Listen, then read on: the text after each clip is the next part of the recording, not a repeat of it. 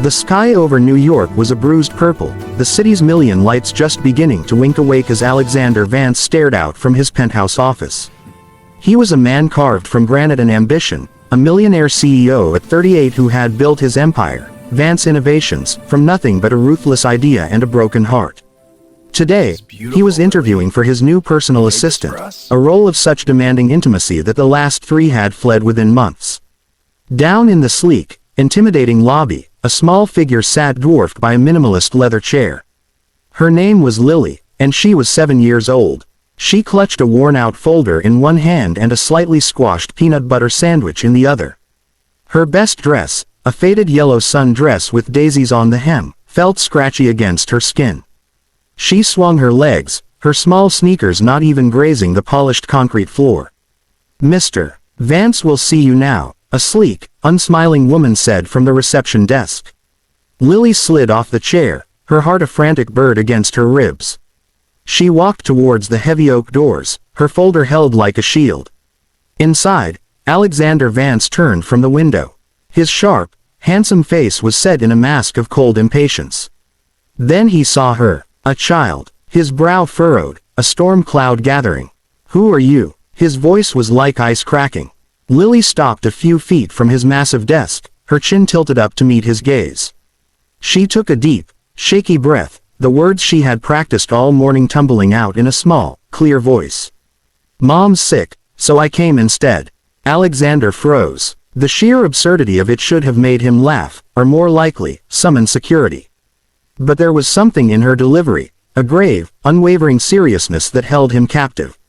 Her eyes, a startling shade of sea glass green, were ancient in her young face. "Your mother," he repeated slowly, the words feeling foreign. "And who, precisely, is your mother?" "Evelyn," Lily said, as if it were the most obvious answer in the world. "Evelyn Reed." She said the interview was very important. She was going to be your new assistant. But she has the coughing sickness again, and she couldn't get out of bed. So I came to tell you she's sorry and that she'll come next time. Evelyn. The name was a ghost, a whisper from a past he had tried, and failed, to bury. It couldn't be. It was a common name. A coincidence. He walked around his desk, his movements slow, deliberate. He crouched down, bringing himself to her eye level. The scent of cheap strawberry shampoo and peanut butter filled the air between them. "Evelyn Reed," he said, his voice softer now, a dangerous tremor beneath the surface. Where is your mother from, Lily?" "From here. But we lived in a lot of places." She said the winters in Chicago were too cold. She showed me pictures of the big fountain. Chicago. The ache in his chest intensified, a familiar, hollow pain. He and Evelyn had been students in Chicago. They had dreamed by that fountain. Can you tell me what she looks like?" he asked, his CEO composure crumbling into dust. Lily's face lit up. "She's the most beautiful. She has hair like honey and green eyes, like mine. And she has a little star on her cheek." She pointed to a spot just below her own left eye. Alexander felt the floor drop away. A freckle. Evelyn had a tiny, perfect freckle just there. A solitary star in a constellation he had once known by heart. His breath hitched. It was his Evelyn, the woman who had vanished from his life 8 years ago without a word, without a trace, shattering him so completely he had poured every broken piece of himself into this company. Why? He had to force the words out. Why did she never come back? Lily's smile faded, replaced by a confusion that was far too old for her. "Come back from where? Mommy said you were a very busy, important man. She said you wouldn't remember us." The innocent cruelty of the statement was a physical blow. Wouldn't remember us. He remembered everything. The way she laughed, the smell of her perfume, the future they had painted in the air. Her disappearance had been a void he could never fill. "Lily," he said, his voice rough with emotion. "How old are you?" "I'm 7, she said proudly. "My birthday was last week. Mommy made a cake, but she was very tired after." 7. The math was a sledgehammer. A brutal, undeniable equation. If she was 7, then she had been conceived 8 years ago.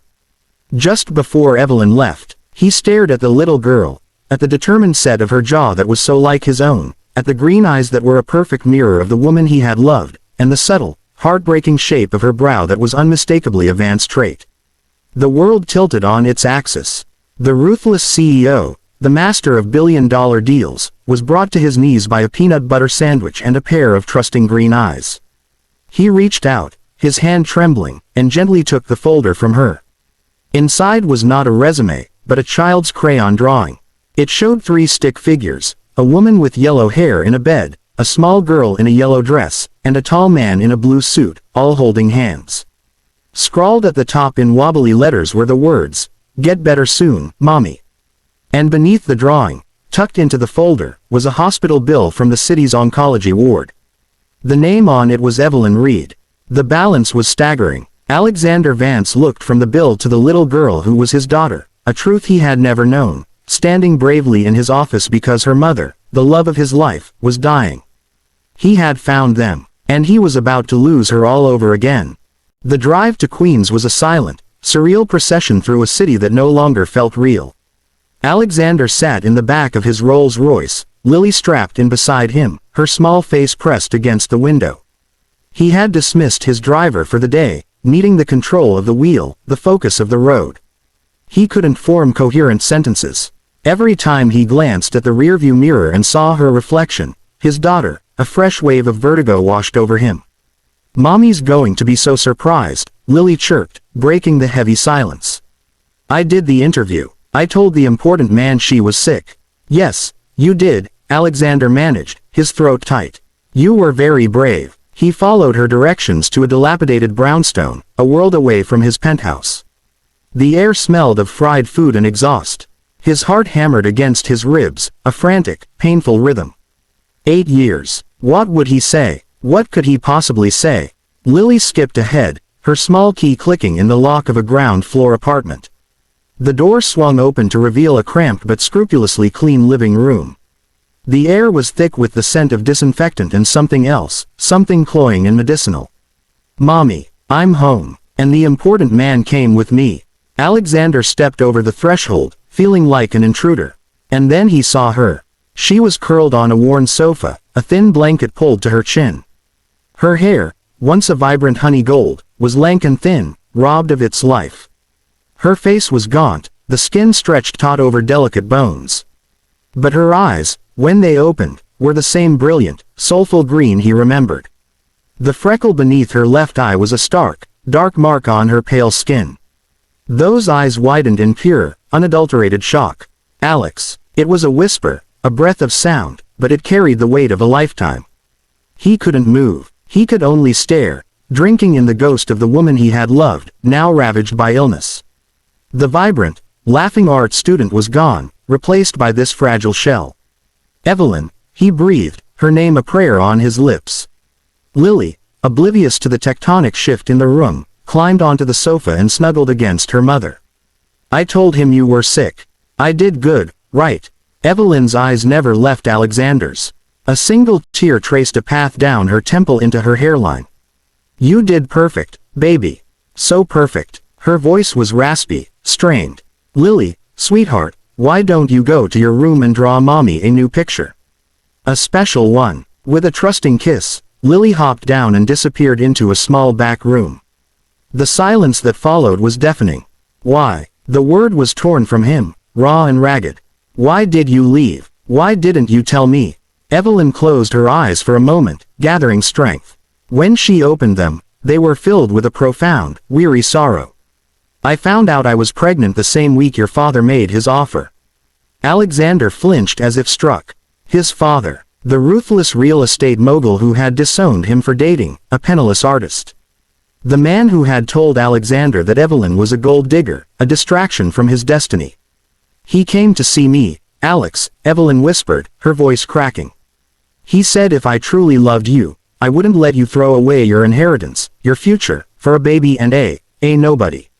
He said I would be the chain around your ankle, dragging you down. He offered me money to disappear. I told him to go to hell." She paused, a coughing fit racking her thin frame. Alexander instinctively stepped forward, his hand outstretched, but she waved him away, gasping for air. "Then," she continued, her voice a thread, "he showed me the documents. The business plan you and Michael had drafted. Vance Innovations. He said it was your dream. And he was right. It was. He said, let him build this. Don't tie him down with a family he's not ready for. If you stay, I will cut him off. He will lose everything, including this dream, because of you. Alexander felt the walls of his carefully constructed life crumble around him.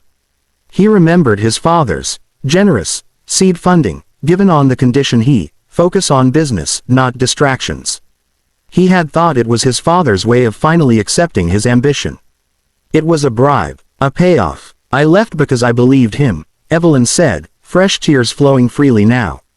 I thought I was setting you free. I thought you'd be better off. I had Lily, and she was my whole world.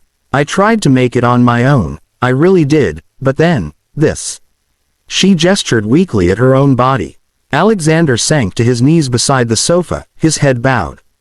All these years of anger, of believing she had abandoned him, of building this empire on a foundation of bitterness, it had all been a lie. A cruel manipulation by his own father. You should have told me, he choked out, his face buried in the cheap fabric of the sofa, smelling her faint, familiar scent beneath the sickness. We could have faced him together. We could have had everything. I was young and scared, Alex. And I loved you too much to be the reason you failed. Her hand, frail and cool, came to rest on his head. I'm so sorry. He looked up, his own vision blurred. No, I'm sorry. I'm sorry I wasn't there. I'm sorry you've been alone. I'm sorry you're. He couldn't say the word. Dying. He stood up, the CEO reasserting himself, but this time, for a different purpose. You're coming with me, right now. I have the best doctors in the world. We'll fight this. Evelyn gave him a sad, gentle smile. Alex, it's stage 4. It's everywhere. The fight is over. No, he said, his voice fierce with a new, desperate conviction. It's not. We have a daughter. We have a second chance. Just then, Lily emerged from her room, holding a new drawing. This one showed 4 stick figures, her mommy, the important man, and a small, scruffy dog. She held it out to Alexander. This is for you, so you don't have to be lonely in your big office. It was the final, heartbreaking twist. He had spent a decade building a fortune, thinking it would fill the emptiness. And here was this child, his child, offering him the only thing that ever could, a family. He took the drawing, his hand trembling. He looked from Lily's hopeful face to Evelyn's resigned one. He had missed first steps, first words, first days of school. He had missed a lifetime. But he wouldn't miss another second. He pulled out his phone, his voice calm and authoritative, the voice that moved markets. Michael, cancel all my appointments indefinitely. And get me drive. Evans at Sloan Kettering. Now. He ended the call and looked at Evelyn, his gaze unwavering. We're not giving up. Not on you. Not on us. Not ever again. He had arrived at the interview a millionaire CEO, powerful and alone. He was leaving it a father, a partner in a fight he might already have lost, his heart finally, fully broken, but for the first time in years, not empty. He had found his reason, his anchor, in a little girl in a yellow dress and the echo of a love he thought was gone forever. The real work, the only work that mattered, was just beginning.